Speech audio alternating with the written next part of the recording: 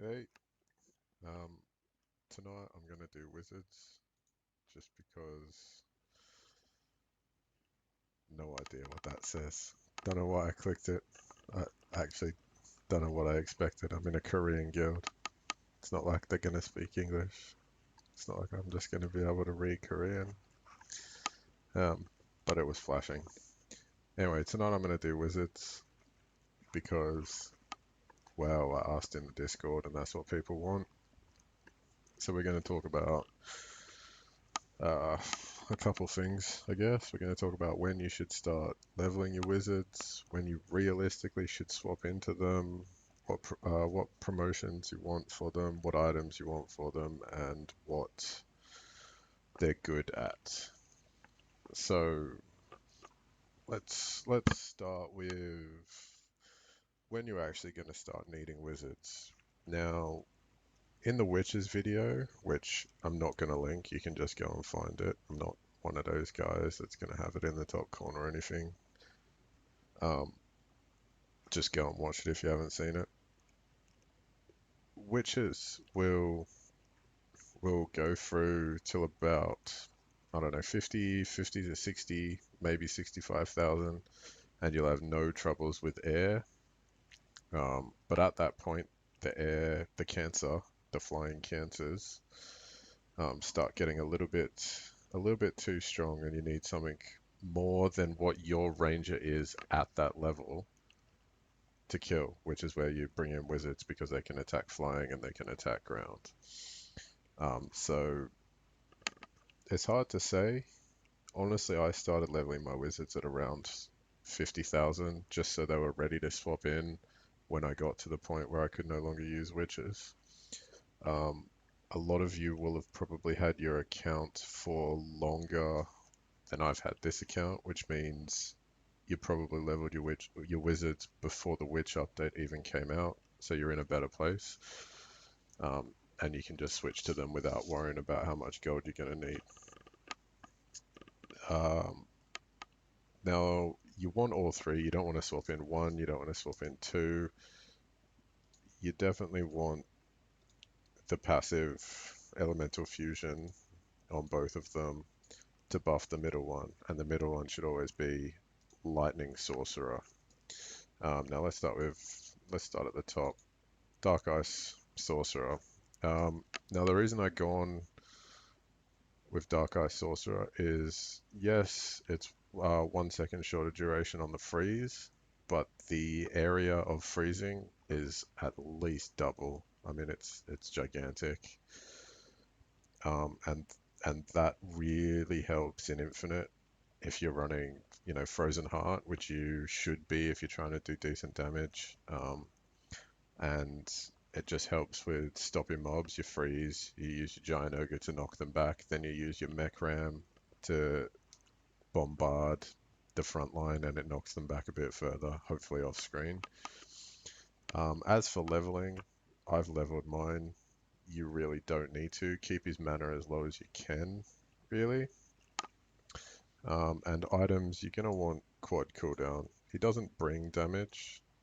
I mean, yeah, you want the pass. You want him on the side to buff a little bit, but he doesn't actually do. He does shit all. You want quad cooldown so you can get that freeze off as much as possible. That's the only reason you're bringing him to freeze, to chain freeze, to just over and over and over and over and over keep things frozen. The more things can be frozen, or the more often things can be frozen, the more the 40% damage bonus works from Frozen Heart, and the the more damage you're gonna do with all your other units. Now on the other side, you're gonna have Dark Fire, Wizard.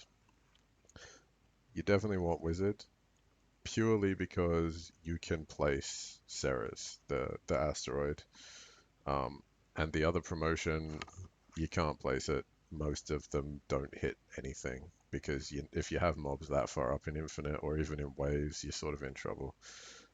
For what he wants, area damage isn't too bad. You're going to want a little bit of cooldown for the Infinite, but you can effectively run as much damage as possible on him.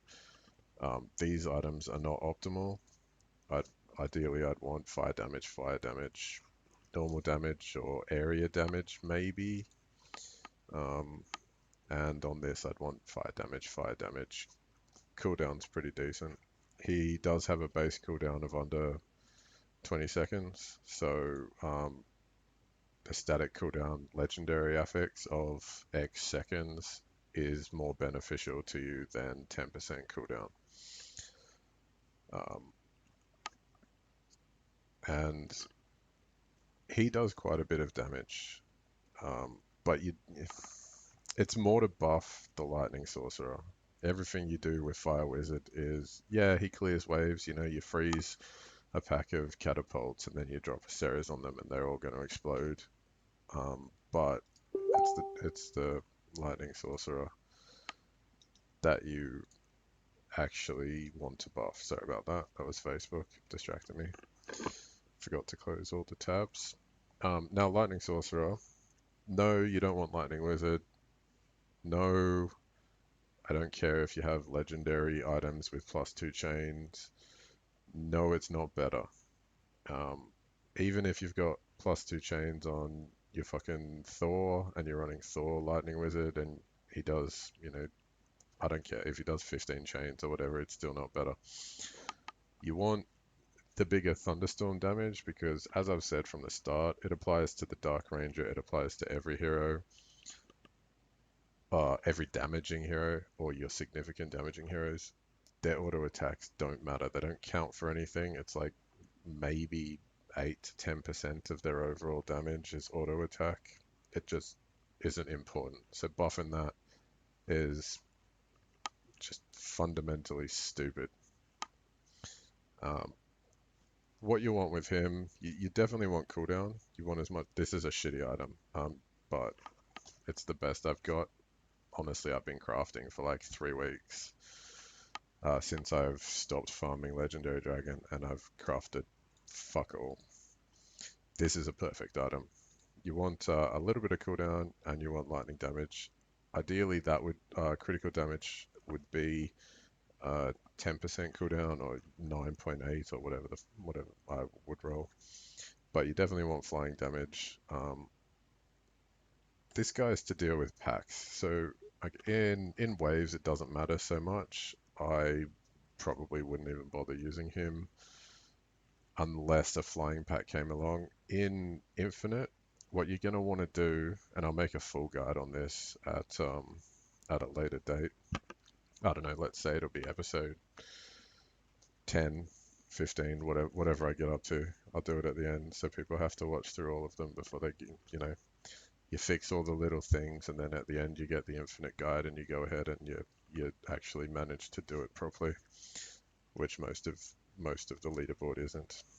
So basically, what you do with Lightning Sorcerer is you're gonna want to, okay, you freeze the mobs, you use your giant to knock them back, you use mech ram to knock them back further, flying pack flies onto the screen, you proc your Lightning Sorcerer and you place it, and then you instantly proc Fire Whiz, but you don't place it, so the game hangs and it pauses for a little bit while the thunderstorm goes off.